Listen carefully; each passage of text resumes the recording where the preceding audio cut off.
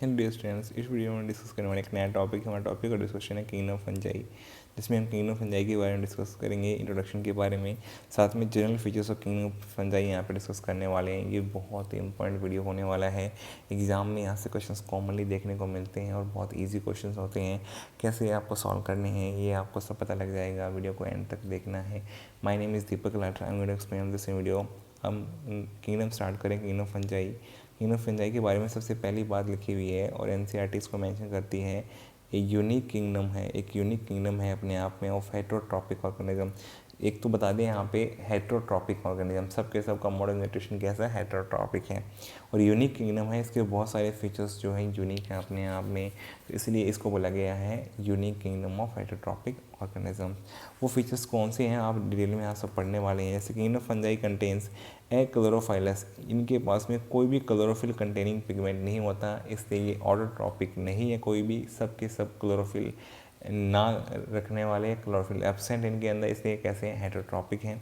Eukaryotic हैं, लेकिन सबके सब कैसे हैं, यूकैरियोटिक स्ट्रक्चर देखोगे तो यूकैरियोटिक है इनका। स्पोर फॉर्मिंग है, ये इनका यूनिक फीचर एक तरीके से स्पोर फॉर्मिंग है। तो स्पोर फॉर्मेशन जो होता है ये फंजाई का यूनिक फीचर है अपने आप में। तो इसलिए यहाँ पे ये कैसे हैं, एक्लोरोफाइलस हैं, यूकैरियोटिक हैं, स्पोर फॉर्मिंग है और थैलोइड ऑर्गेनिज्म है। इनकी बॉडी भी डिफ्रेंशिएटेड नहीं होती है, बहुत ज़्यादा ऑर्गेनाइजेशन अगर आप देखोगे तो। इसलिए यहाँ पर जो है ये कैरेक्टरिस्टिक अगर आप बता दोगे तो आप किंगडम ऑफ फंजाई के ऑर्गेनिज्म को कंप्लीटली एक्सप्लेन कर देंगे। एक्लोरोफाइलस, यूकैरियोटिक, स्पोर फॉर्मिंग और थैलोइड ऑर्गेनिज्म, ये सभी कैरेक्टरिस्टिक होते हैं। अब देखो next, fungi show a great diversity in the morphology and habitat. NCERT में लिखा हुआ है लाइन, एनसीईआरटी की लाइन है, ये बहुत ज़्यादा डाइवर्स है in terms of morphology, structure की फॉर्म में। अलग अलग टाइप की फंजाई अलग अलग तरह से दिखाई देती है और हैबिटेट ये अलग अलग जगह पे भी डाइवर्स हैबिटेट्स पे दिखाई देते हैं। दे show great diversity in the morphology and habitat. याद रखो दोनों चीज़ें, स्ट्रक्चर की वजह से डाइवर्सिटी ज़्यादा है और हैबिटेट जहाँ जहाँ पे मिलते हैं वो कंडीशंस हर तरह के कंडीशंस में मिलते हैं, पानी से लेकर के लैंड पे और ये लिविंग ऑर्गेनिज्म से लेकर के डेड ऑर्गेनिज्म, मतलब हर तरह की ये डाइवर्सिटी में हैबिटेट में आपको देखने को मिलते हैं। That is why they show great diversity in the habitat and the morphology, structure के बेसिस पे आप देखने वाले हैं। ये सारी बातें इंट्रोडक्शन में आ गई हैं। अब हम इसके बारे में डिस्कस करेंगे general features of kingdom of fungi के ऑर्गेनिज्म के जनरल फीचर्स क्या क्या हैं। जैसे पहला फीचर हम देखेंगे यहाँ पे हैबिटेट के बारे में। मैंने आपको बताया ये हर तरह की कंडीशन में हैबिटेट में मिलते हैं, लेकिन मोस्टली कैसे होते हैं, टेरेस्ट्रियल, मतलब लैंड के ऊपर ज़्यादा मिलते हैं, लैंड के ऊपर ज़्यादा मिलते हैं, इसलिए मोस्टली टेरेस्ट्रियल। एक्वेटिक भी हैं लेकिन कम है उनका नंबर। ये किस तरह कंडीशंस में ग्रो करना पसंद करते हैं, humid and warm places. Humid and warm places मतलब मोस्टली ऐसे टाइम जब रेनी सीजन के बाद में आप देखते हो, जब डेज के अंदर क्या होता है, ह्यूमिड कंडीशन होती है और वार्म होता है टेम्परेचर, तो उस समय फंजाई की ग्रोथ बहुत ज़्यादा देखी जाती है। तो इसलिए जब भी कंडीशंस ह्यूमिड होंगी या वार्म होंगी तो आपको फंजाई की ग्रोथ कॉमनली है। नॉट ओनली ये सोइल पे ग्रो करती हैं, ऑर्गेनिज्म के ऊपर भी ग्रो कर सकती हैं फंजाई। अगर इनको कंडीशंस ये मिल जाए, ह्यूमिड कंडीशन मिल जाए और वार्म कंडीशन मिल जाए, तो ये वहाँ पर ग्रो करना शुरू कर देती हैं। ये आपको यहाँ पे याद रखना है, ह्यूमिड और वार्म कंडीशन प्लेसेस पे फंजाई कॉमनली ग्रो करना शुरू कर देती हैं। कॉस्मोपॉलिटन नेचर मतलब ये हर जगह मिलती हैं, फाउंड इन एयर, ये कोई भी किस तरह का अनफेयर वैसे डिस्ट्रीब्यूशन नहीं है इनका। तो इसलिए एयर में है, वाटर में है, सोइल में है, ऑन प्लांट एनिमल, हर जगह मिलती है, इसलिए कैसे हैं, कॉस्मोपॉलिटन, मतलब जिसके लिए पूरा संसार अपना घर है। That is why they are called as cosmopolitan in nature. तो क्वेश्चन आ सकता है कौन सा ऑर्गेनिज्म कॉस्मोपॉलिटन नेचर है, वो फंजाई है। Growing on the tree bark, tree bark के ऊपर ग्रो करेंगी तो कॉर्टिकोलस बोला जाएगा इनको। काउडंग के ऊपर कॉप्रोफिलस से क्वेश्चन आ सकता है और आ चुका है। कॉप्रोफिलस किसे बोलते हैं, जो काउडंग पे ग्रो करती है, काउडंग पे ग्रो करने वाली फंक्शन क्या बोलते हैं, कॉप्रोफिलस। ट्री बार्क पे ग्रो करेगी तो कॉर्टिकोलस, ये इंपॉर्टेंट टर्म है, अपने आप में याद करने वाला है। कॉर्टी जो है बार्क से रिलेटेड है। ब्रंट जाइलोफाइलस हो जाएगा। ब्रंट आपको पता है कि यहाँ पे क्या होगा, वुड के अंदर जो होता है जाइलम होता है, इसलिए जाइलोफिलस बोला गया है। हॉर्न्स और हेयर्स पे ग्रो करेंगे तो कैटिन होता है, इसलिए इनको कैटिनोफाइलस बोला गया, कैटिन को लव करने वाली फंजाई।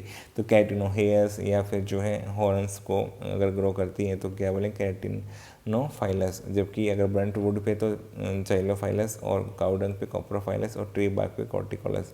ये आपको टर्म याद रखने। हैबिटेट मतलब मोस्टली कैसे टेरेस्ट्रियल, लेकिन ये एक्वेटिक भी हो सकते हैं समटाइम्स, और ये prefer to grow in humid and warm places में ग्रो करना पसंद करते हैं। फॉस्फोपॉलिटीन का नेचर होता है, और अगर ये अलग अलग जगह पे ग्रो करेंगे तो इनके अलग अलग नाम हो सकते हैं। नेक्स्ट आता है थैलस। सेकंड इनका जनरल फीचर क्या है, थैलस कैसा है, सबका सब थैलस कैसा है, थैलोइड है, हैप्लोइड है एक तो, और थैलोइड है, ठीक है। हैप्लोइड ऑर्गेनिजम्स हैं, और थैलोइड इनका मतलब thallus is not differentiated into, जो है डिफरेंशिएटेड नहीं है, लूज टिश्यू की फॉर्म में है, जो एनसीईआरटी बताती है लूज टिश्यू लेवल तक इनका ऑर्गेनाइजेशन है, मतलब ऑर्गन तक भी नहीं है, लूज टिश्यू लेवल तक है। टिश्यू भी प्रॉपर तरीके से कॉम्पैक्ट नहीं है जो ऑर्गन बन जाए, तो लूज टिश्यू लेवल तक ऑर्गेनाइजेशन है। और ये कौन है, फंजाई। ये कौन है, फंजाई। एनसीईआरटी के अकॉर्डिंग ये सारा गिवन है।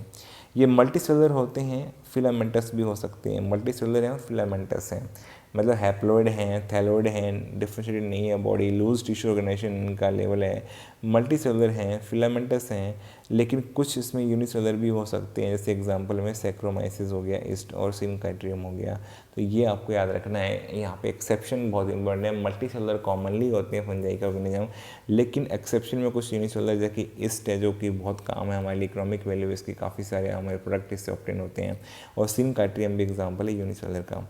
Their bodies consist of, next लिखा हुआ है, long slender thread like elongated tubular structure. Long slender मतलब बहुत ही थिन होंगे, और थ्रेड लाइक होंगे, elongated tubular structures called hyphae, इनको हम क्या बोलते हैं, हाइफी। तो इसके स्ट्रक्चर के अंदर आपको long slender thread like structures, elongated tubular structure दिखाई देंगे।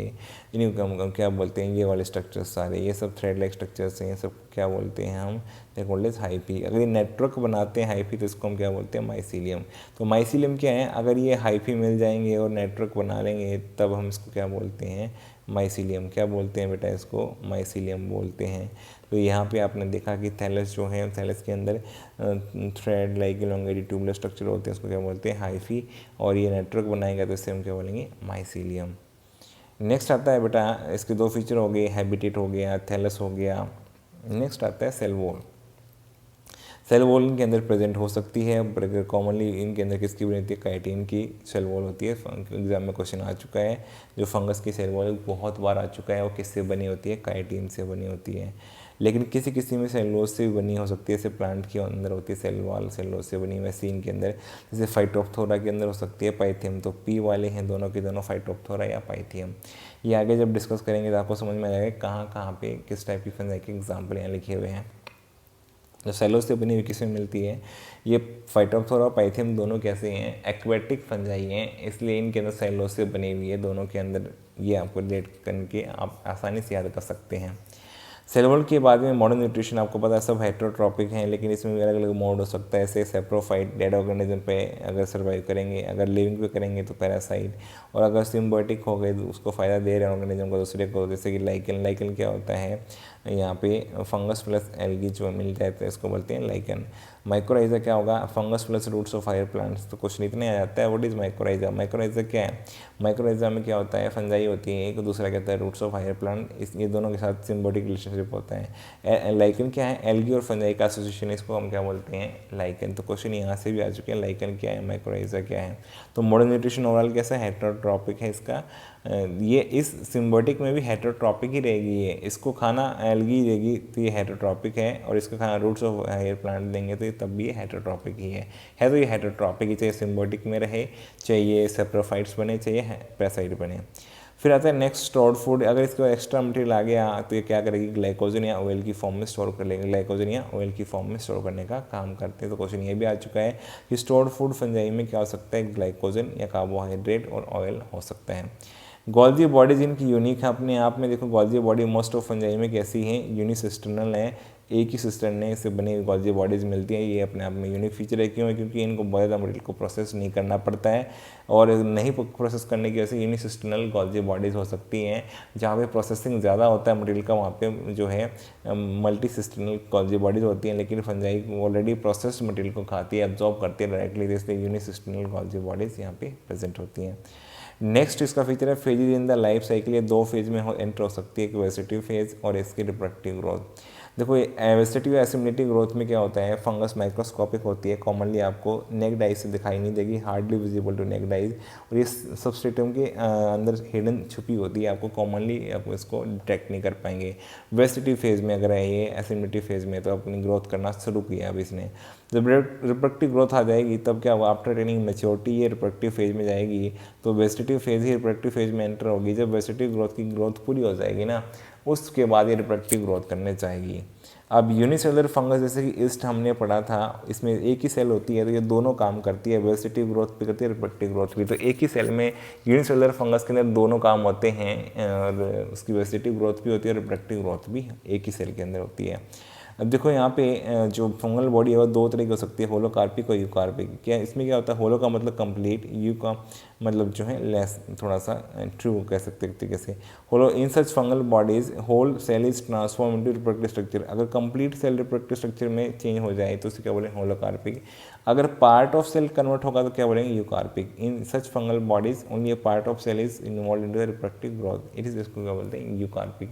तो फंगल बॉडी का अगर कंप्लीट ट्रांसफॉर्मेशन वेजिटेटिव से रिप्रोडक्टिव फेज में हो जाए कंप्लीट सेल का, तो होलोकार्पिक। और पार्ट ऑफ सेल ट्रांसफर हो से कहीं पर जहाँ पे ऑर्गन्स बने हैं, सेक्स ऑर्गन्स बने हैं, या ट्रांसफॉर्मेशन जहाँ पे हुआ है, अगर वो पार्शियल है तो उसे क्या बोलेंगे, यूकार्पिक फंगल बॉडी यहाँ पे। तो होलोकार्पिक और यूकार्पिक दो तरह की हो सकती है। तो इस वीडियो में बेटा हमने डिस्कस किया है, देखो यहाँ पे हमने जनरल फीचर डिस्कस किए हैं, साथ में हमने इंट्रोडक्शन डिस्कस किया है। जनरल फीचर में अगर आप बात करेंगे तो सबसे पहले हमने यहाँ पे हैबिटेट के बारे में पढ़ा, फिर हमने इसकी थैलेस ऑफ बॉडी के बारे में पढ़ा, जिसमें हमने हाइफी के बारे में डिस्कशन किया, माइसीलियम के बारे में जाना, माइसीलियम क्या होता है, सेल वॉल के बारे में हमने यहाँ पे डिस्कस किया, फिर मॉडर्न न्यूट्रिशन देखा हमने, फिर इनका स्टोर्ड फूड देखा, फिर गॉल्जी बॉडीज़ के बारे में, और finally phases in the life cycle हमने समझा यहाँ पे। ये सारी बातें सभी टाइप की फंजाई को एप्लीकेबल होती हैं, दैट इज़ वाई हमने यहाँ पे पढ़ा है।